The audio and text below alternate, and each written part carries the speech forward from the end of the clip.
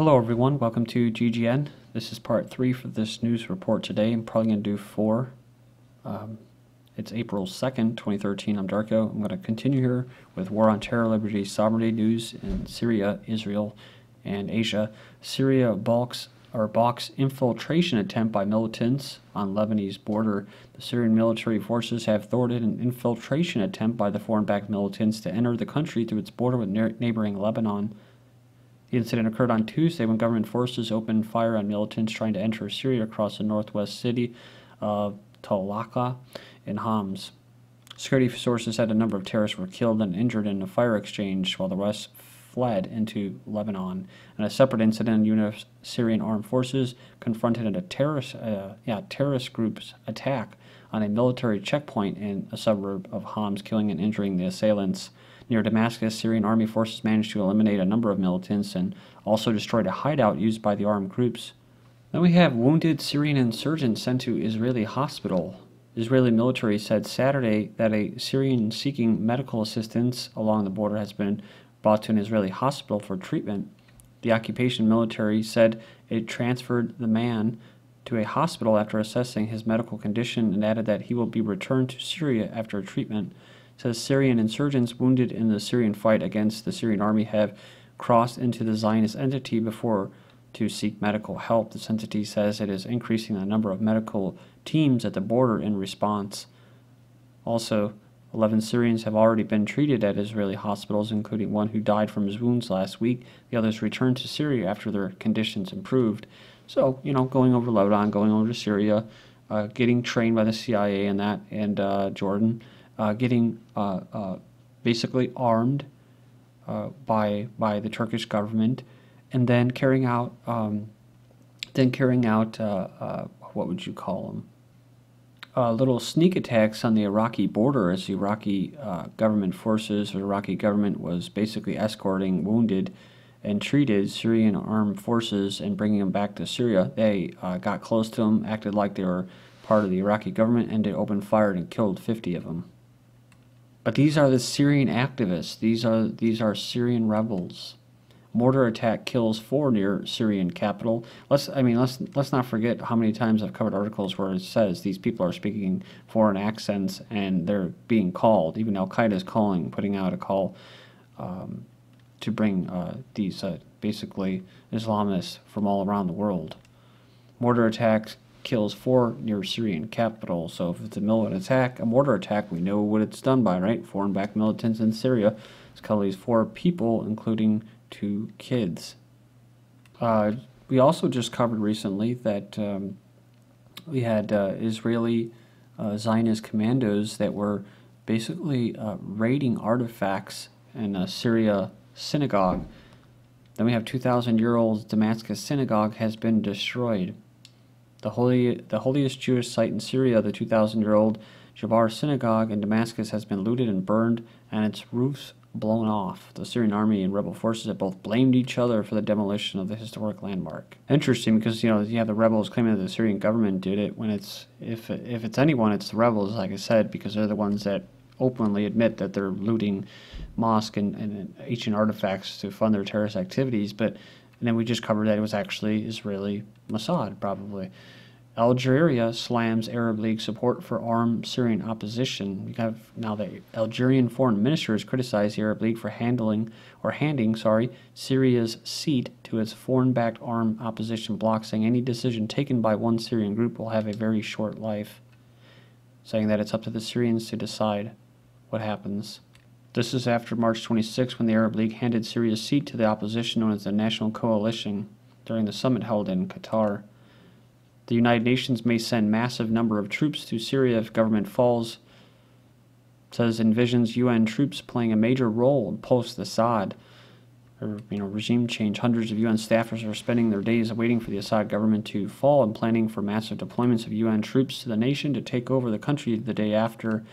The officials say that NATO appears uninterested in any invasion of their own into post-Assad Syria and seems to be operating on the assumption that someone's going to invade and it might just well be them.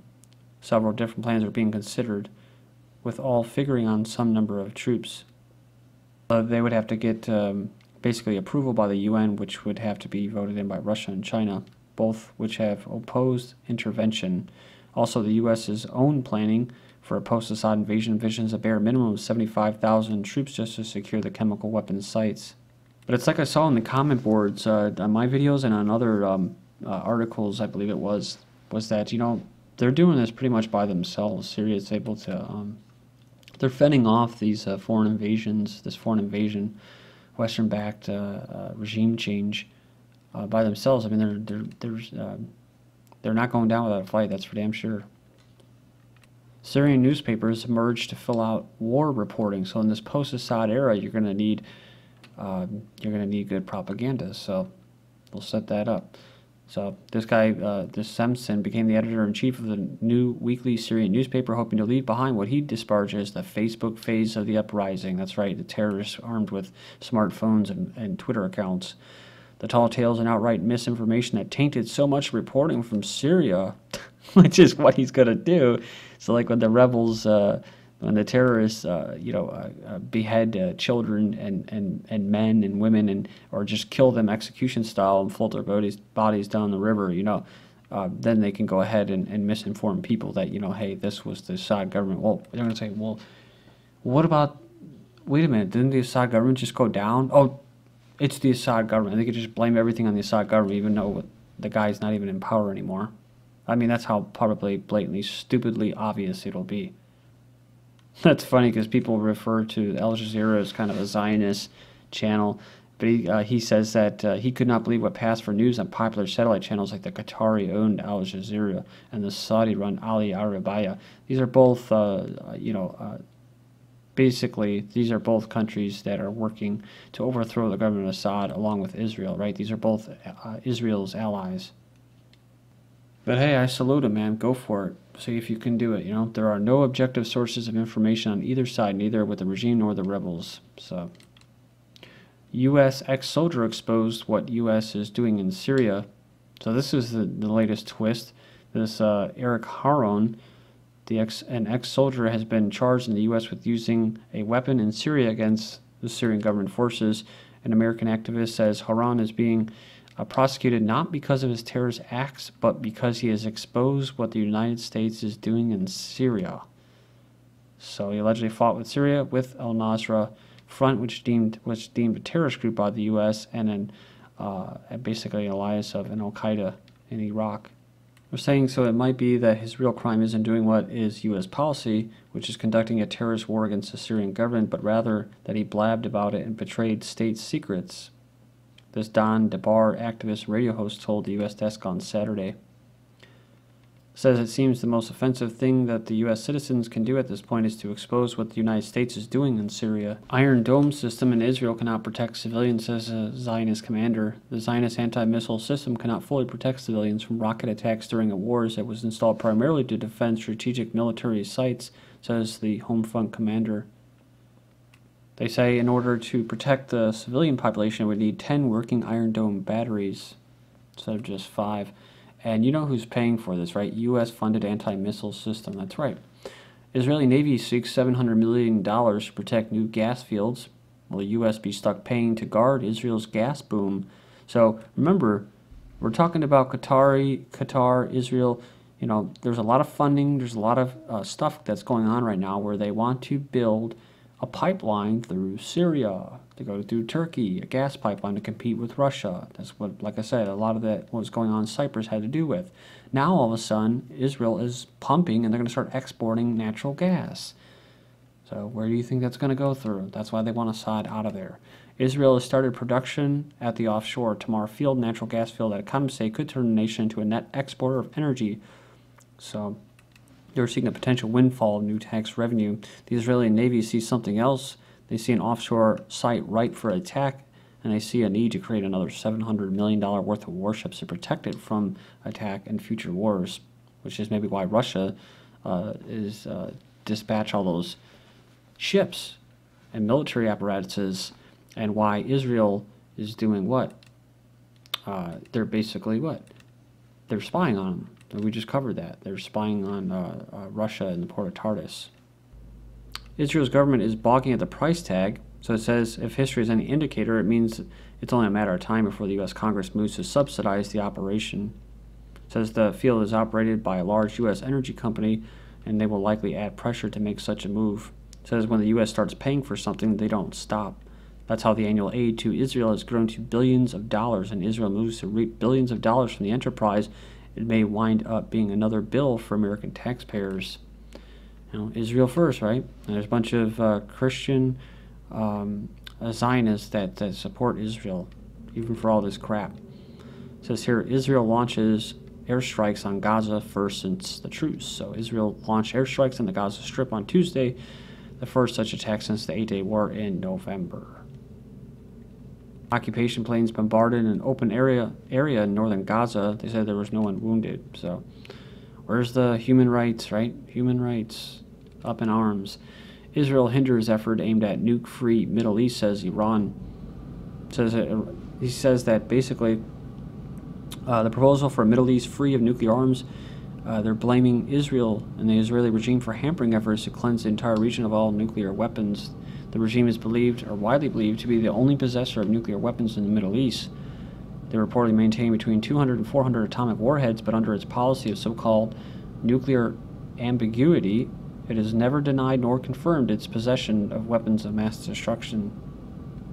Iran develops indigenous fuel to run its nuclear reactors, says an envoy. The diplomat said the Islamic Republic has managed to produce indigenous fuel needed for its reactors and advance its nuclear energy program despite pressures and embargoes against it.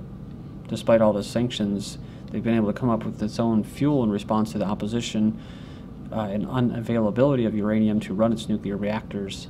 North Korea to restart nuclear reactor, China on high alert. North Korea announced plans on Tuesday to restart a nuclear reactor it had agreed to shut down more than 5 years ago. It was quoted by the North Korea's KCNA news agency. To refurbish all its nuclear facilities, including this reactor, which was mothballed in 2007. Then you have to remember this. What was up with Libya? I just remember this. Libya actually started to break down their weapons of mass destruction and stuff like that, right? As soon as they got rid of that program, they were attacked, right? It was just not too long after that they were attacked. Of course, you know, Gaddafi introducing a gold diner and stuff, but you can see they, just let your guard down. It says here, U.S. general says North Korea's situation is volatile and dangerous. General James Thurman, a top U.S. commander in South Korea, said that his 2 years on the job, he's never seen things as tense as they are right now, saying that the peninsula is volatile and dangerous. His job is to prevent war, but that his greatest fear is miscalculation that causes kinetic provocation. So, and I wonder what side is going to be causing that, provoking, It says, I think we're managing it quite well, because on the side of the line, we're very calm and we're confident. South Korea president threatens military action against the North, will respond without any political considerations or provocations. They say her government is taking North Korea's threats very seriously and will respond militarily to any provocations without any political consideration. Now, the crux behind this is what? Is that the United States knows that North Korea is not able to strike them. The biggest thing is that they're trying to protect China. I think that's what it could be. Some people think that they're encircling China. But I think in the eyes of the globalists, it's all one big company, right? The planet's a big corporation, it's a big farm. And so China provides all these cheap goods to the West, to maintain their false standard of living. So if that goes under, then it's bad news for the slaves and the powers that be in the United States, right? They got a bunch of poor slaves that are now tuning out of, American Idol and sports and starting to get into real issues. They don't want that. They got to keep them distracted as long as China is their ally, pumping out these cheap goods. That all is well. The U.S. knows that North Korea cannot hit them, yet they keep making up all these inflammatory remarks about North Korea. At the same time, you have what? The United States just made it easier for them to back South Korea in any low-scale attacks, anything at all. So it made it easier for them to start war. So it's hard for me to buy this BS about his job is to prevent war. South Korean president says that the government is taking North Korea's threats very seriously and will respond militarily to any provocations. Richard Becker says the U.S. is igniting tensions with North Korea to target China and encircle them. Then you have China mobilizing troops and jets near Korea. Thank you.